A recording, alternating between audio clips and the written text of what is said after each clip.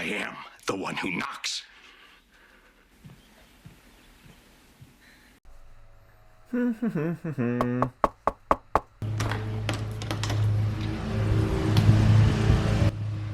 Oh, good.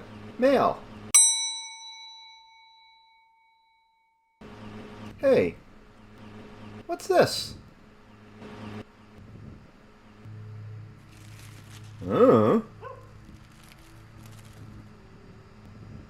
Let's go unbox this.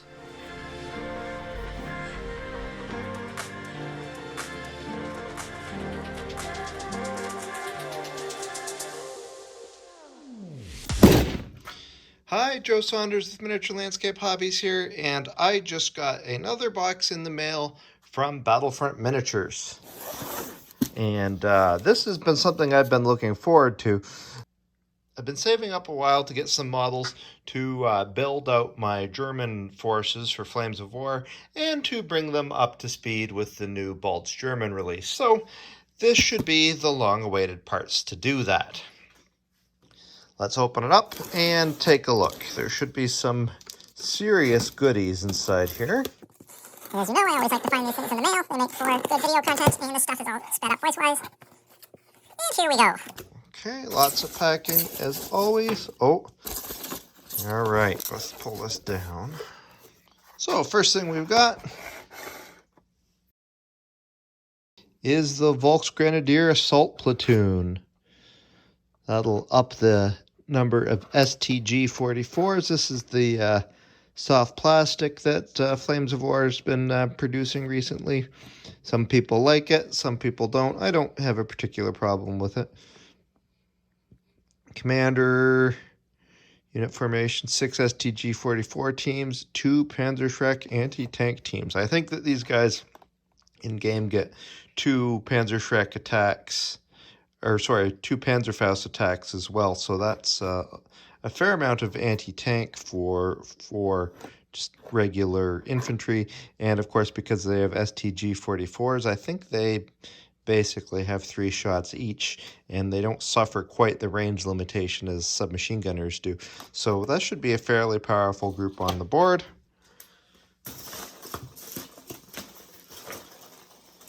The Tiger II tanks.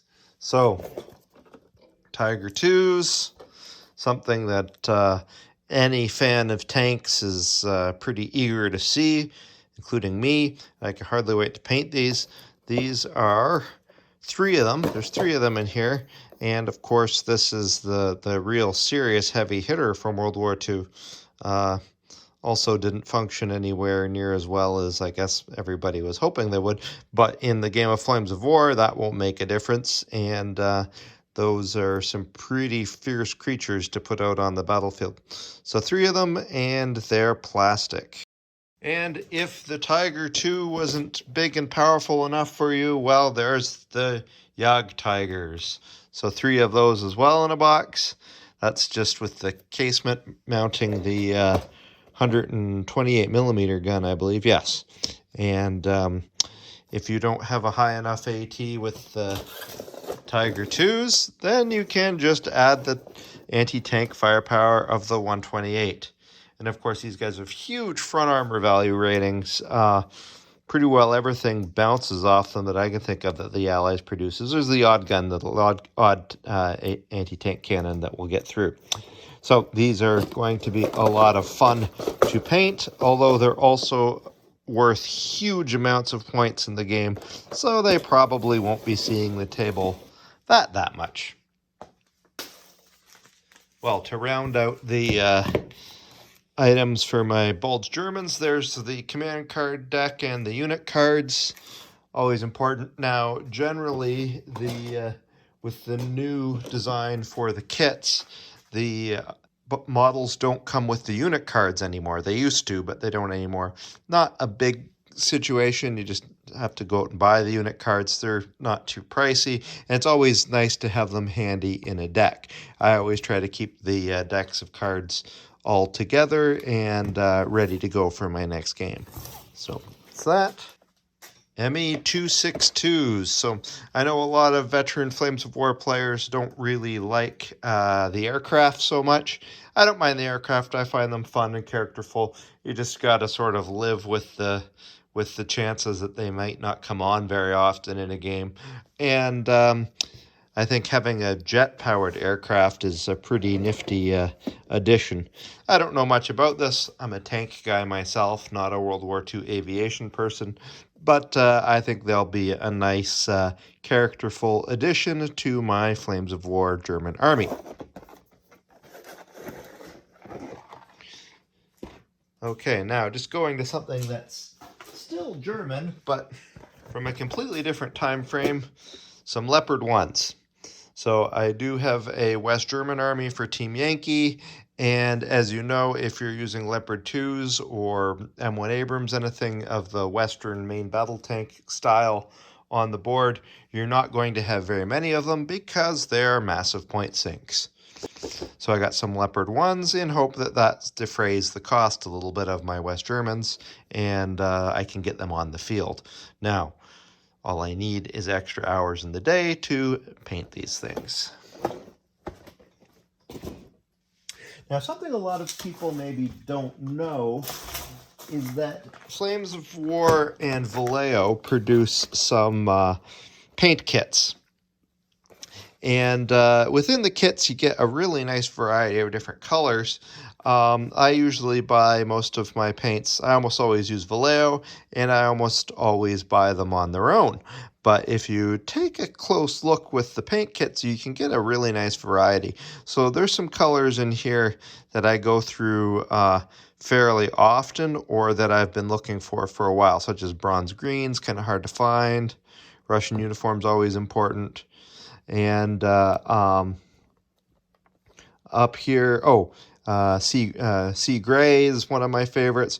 So I noticed that these kits each had 8 paints in them, and they were mainly paints I needed to either replenish or add to my collection. So I bought these 2 kits and added them to it. If you haven't used these kits before, I really suggest you check them out. They're extremely useful, and it's branded for Flames of War, or in this case, I guess Team Yankee, since these are both Team Yankee kits. But the paints inside are Vallejo, which are always a really good quality. So there you have it, a quick unboxing with lots of great stuff, some paints, some new models, aircraft, of course, huge tanks, lots of huge tanks, and cards so I can play it. So, as always, now I just need the time to go out and paint these things and get them ready to get them on the board. Hopefully that'll be sooner rather than later. We'll see.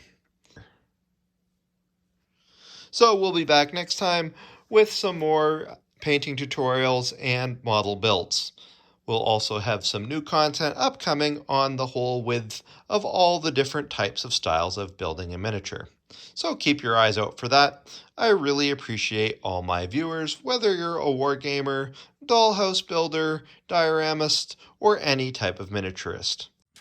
Miniature Landscape Hobbies is your source for miniature, terrain building, and diorama content. And we can't do it without your support. We want to build a community to ensure that the wonderful art of building a miniature is accessible to everybody.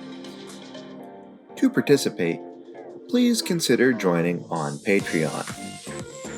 For $4 a month, our Patreon members benefit from 10% off at Joe Saunders Terrain in the Etsy store, 5% off paints and hobby supplies at Torchlight Games, free access to STL files, a mention in our credits, and early access to our videos.